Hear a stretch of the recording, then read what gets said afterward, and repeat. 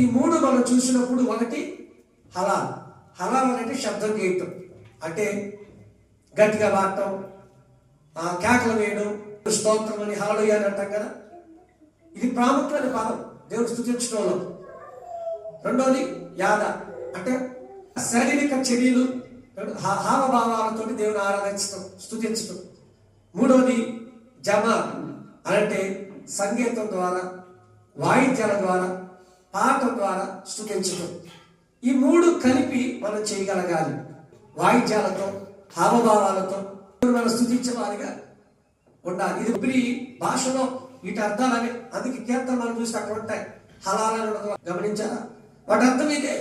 మనం కూడా మన జీవితంలో దేవుని ఆరాధించేటప్పుడు సంగీతంతోటి, వాయిద్యాలతోటి, పాటలతోటి మనం ఆరాధించాలి. చప్పలు కొడుతూ ఉండాలి, నవ్వుతూ ప్రభుని ఆరాధించాలి. దేవుడు చేసిన మేలు జ్ఞాపకం చేసుకొని కదులుతూ సంతోషంతో ప్రభుని మహిమపరుస్తూ ఉండాలి, స్తుతించాలి. ఇది స్తుతించడంలో ఎలా స్తుతించాలి అనేటువంటిది దాని గురించి మీకు జ్ఞాపకం చేస్తూ వచ్చాను. బైబిల్ అంతా కూడా మనం గమనిస్తే ఎక్కువ శాతం స్తుతులతో నింపబడుతూ ఉంది. ఈ కీర్తన గ్రంథానికి మూల భాష యందు తెహిల్లీం అనేటువంటి పదం ఇవ్వబడతా ఉంది. అనగా స్తోత్రములు. తెహిల్లీం అంటే స్తోత్రములు అని పేరు అన్నమాట. సో హల్లెలూయా అన్నా కూడా మనకు తెలుసు యెహోవాకు స్తోత్రం అని చెప్పబడుతుంది. దేని బట్టి మనం స్తుతించాలి, ఎక్కడ స్తుతించాలి, ఎలా స్తుతించాలి అనేది కొన్ని విషయాలు మనం చూద్దాం. కీర్తన గ్రంథం 26వ కీర్తన 6వ వచనం 7వ వచనాన్ని మనం చూస్తే కీర్తనకారుడు అంటా ఉన్నాడు, యెహోవా నీ బలిపీఠము చుట్టూ ప్రదక్షిణము చేయును, అచ్చట కృతజ్ఞతాస్తుతులు చెల్లించును, నీ ఆశ్చర్య కార్యములను వివరి. అంటే మనం దేవుని కార్యాలను ఎక్కడ వివరించాలి? దేవుని సన్నిధిలో. ఆ కార్యాలను వివరించడం ద్వారా కూడా మనం దేవుడిని స్తుతిస్తున్నట్లే. దేవుడు చేసిన మేలులను ఇక్కడ పంచుకోవడం ద్వారా మనం ఏం చేస్తున్నాం అంటే దేవుని స్తుతిస్తున్నట్లేనండి. 92వ కీర్తన మనం చూస్తే 1వ వచనం నుంచి 4వ వచనం వరకు మనం చూసినట్లయితే మంచిది, ఉదయం నీ కృపను, ప్రతి రాత్రి నీ విశ్వాసితను, పదితంతుల స్వరమండలంతోను గంభీర ధ్వని గల సితార్తోను ప్రచురించడం మంచిది. ఎందుకనగా యెహోవా నీ కార్యం చేత నీవు నన్ను సంతోషపరుచుచున్నావు, నీ చేతి పనులను బట్టి నేను ఉపసహించుచున్నాను. హల్లెలూయా. కీర్తనకారుడు ఏమంటున్నాడండి? యెహోవాను స్తుతించడం మంచిది. ఎప్పుడు స్తుతించాలి, ఎప్పుడు కీర్తించాలి అంటే ఉదయమున, రాత్రి. ఉదయమున కృప అంటున్నాడు, రాత్రి విశ్వాసిత అంటున్నాడు.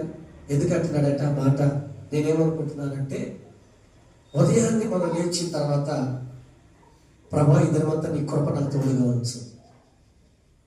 రాత్రి పడుకోబోయే ముందు ఈ రోజంతా నాకు తోడుగా ఉండి, నా జీవితంలో నమ్మకస్తుడిగా ఉండి, నీ విశ్వాసాన్ని నా పట్ల కనపరిచి అది నడిపించినందుకు నీకు స్తోత్రం చెబుతానికి. అందుకే 90వ కీర్తన 14వ వచనం చూడండి, దేవుడా నీ కృపతో మమ్మును తృప్తిపరచు. అంటే దేవుడు చూడండి ఇక్కడ కీర్తనకారుడు అంటున్నాడు, అంటే ఎందుకు ఈ రోజంతా ప్రభా నేను చేసే పనులన్నింటిలో నీ కృప కావాలి, ఈ రోజంతా నీ కృపతో నన్ను నింపు. సో ఉదయమున నీకు దేవుని కృపను, ప్రతి రాత్రి నీ విశ్వాస్యతను, అంటే ఆ రోజంతా కూడా దేవుడు మన పనుల్లోనూ, ఉద్యోగాల్లోనూ, మన ప్రయాణాల్లోనూ, చదువుల్లోనూ ఆయన యొక్క నమ్మకత్వాన్ని మన పట్ల కనపరిచాడు. చాలా మంది మాట ఇస్తారు నేను మీతో ఉంటానని, కొన్ని సందర్భాల్లో వారు ఉండలేరు. కానీ మన దేవుడు ఇటువంటి వాడు, మాట ఇచ్చి నెరవేర్చే దేవుడు ఆయన. హల్లెలూయా. ఉంటాను అంటే మనతో ఉంటాడు. అదే మనం అపనమ్మకస్తులమైన మన దేవుడు నమ్మకస్తుడిగా ఉన్నాడు. మనం మాట ఇచ్చి తప్పిన దేవుడు మాట ఇచ్చి తప్పేటువంటి దేవుడు కాదు. కాబట్టి ప్రతిరోజు ఆయన తన విశ్వాసతను మన పట్ల కనపరిచాడు కనుక ఆయన మనం స్తుతించాలి. ఈ సంవత్సరం అంతా కూడా దేవుడు ఏం చేశాడు? తన కృపను మన ఎడల చూపించాడు, తన విశ్వాసతను మన ఎడల చూపించాడు కనుక మన దేవుడు స్తుతించవలసిన వారమై ఉన్నాం. ఆయన కార్యాలను మనం వివరించవలసిన వారమై ఉన్నాం. ఈ రోజున చాలా మంది మన కళ్ళ ముందే మరణిస్తున్నారు. మనతో ఉన్నవారు, ఈ రోజు వరకు ఉన్నవారు రేపు లేరు అనేటువంటి వార్తలు మనం వింటా ఉన్నాం.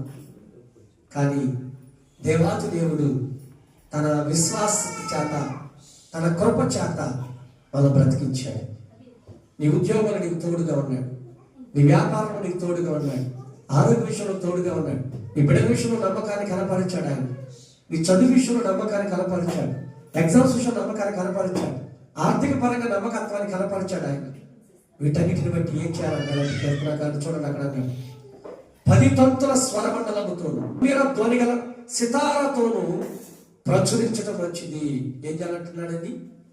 గంభీర ధ్వనుల్లో గల సితార అతని వాయిద్యాలతోనూ ప్రచురించడం మంచిది. ఏం మంచిది అంటే యెహోవాను స్తుతించడం మంచిది, ఆయన నామాన్ని కీర్తించడం మంచిది, ఆయనను ప్రచురించడం మంచిది. పాటల ద్వారా, వాయిద్యముల ద్వారా ఆయన ప్రచురించడం మంచిది. ఇదిగో నా దేవుడు ఈ సంవత్సరం అంతా నా జీవితం ఇన్ని మేలులు చేశాడని పాడుతూ స్తుతించడం మంచిది, వాయిద్యాలతో స్తుతించడం మంచిది. దేవుడు నా కుటుంబం ఇన్ని కార్యాలు చేశాడండి, ఇదిగో పలానా ప్రమాదం తప్పించాడని చెప్పి ఆయన గలపరచడం మంచిది అంటున్నాడు కీర్తనకారుడు. ఈ సంవత్సరం అంతా దేవుడు నీ జీవితంలో, నా జీవితంలో ఎన్నో మేలు చేశాడు, నీ కుటుంబంలో, నా కుటుంబంలో సంఘులు ఎన్నో మేలు చేశాడు. వాటిని బట్టి మనం ప్రభుని స్తుతించాలి, సంఘంలో ప్రచురించాలి, బయట మనం ప్రచురించాలి, పాటల ద్వారా ప్రచురించాలి.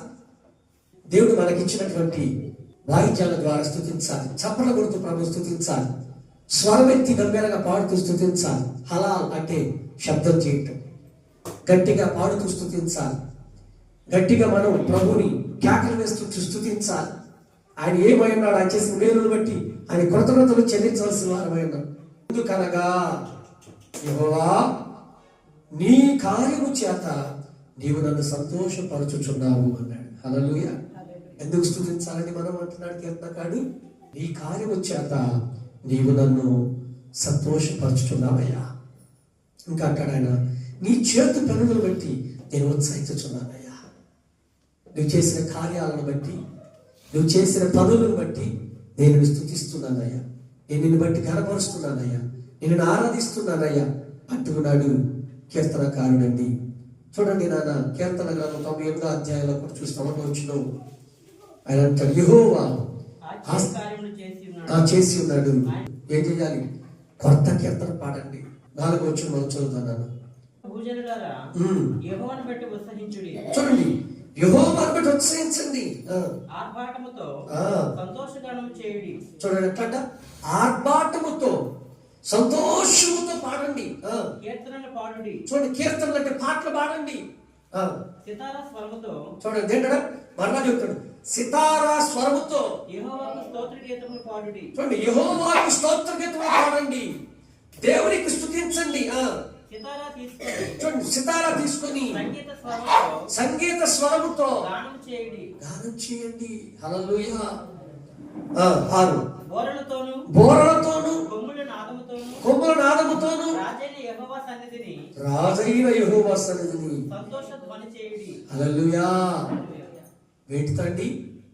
మన స్వరంతో పాడాలి, చప్పట్లు కొడుతూ ఉండాలి. అదేవిధంగా ఆయన ఇక్కడ చాలా చెప్పాడు, సితార, బోరలు, కొమ్ముల నాదాలు, ఇవన్నీ ఆనాడు ఉన్న వాయిద్యాలు. కీర్తన అన్నాడు, వాటన్నిటితో మీరు పాడండి, ప్రభుని ఘనపరచండి.